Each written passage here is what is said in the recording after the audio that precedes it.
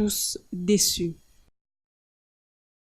Pour le changement à travers sa jeunesse exige la démission et la destitution de la présidente de l'Assemblée nationale, Janine Mabunda, pour outrage au chef de l'État. Le Premier ministre Sylvestre Ilunga Ilunkamba et certains membres de son gouvernement sont mis dans le même sac du fait de zapper la vision de Félix Tshisekedi. C'était ce week-end dans une cérémonie d'échange de vœux organisée à la paroisse Notre-Dame de Fatima dans la commune de la Gombe. Suivez.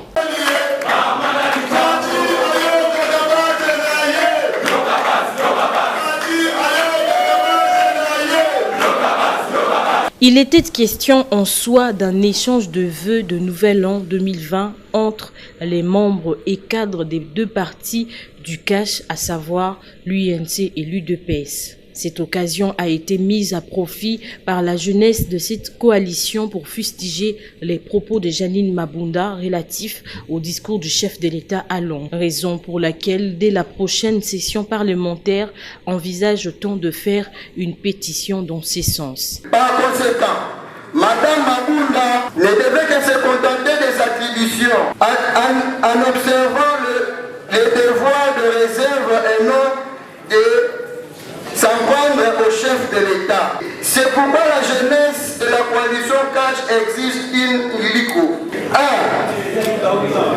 La démission de Mme Janine Mabunda au poste du président de l'Assemblée nationale pour enquête à l'honneur du président de la République, chef de l'État, ceci dès la rentrée parlementaire prochaine.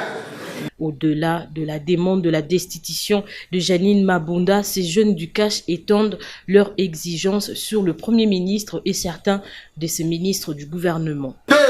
Révocation du ministre réfractaire. 3. Ou mieux la démission du Premier ministre M.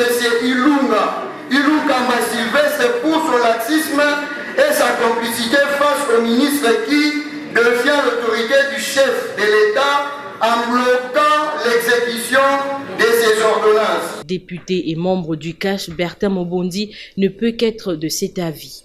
Et quand vous observez ce qui se passe actuellement dans la politique, les déclarations qui fusent de partout en rapport avec la communication du chef de l'État lorsqu'il était à Londres, et je crois que c'est tout à fait normal que les jeunes, à un certain moment, se posent des questions.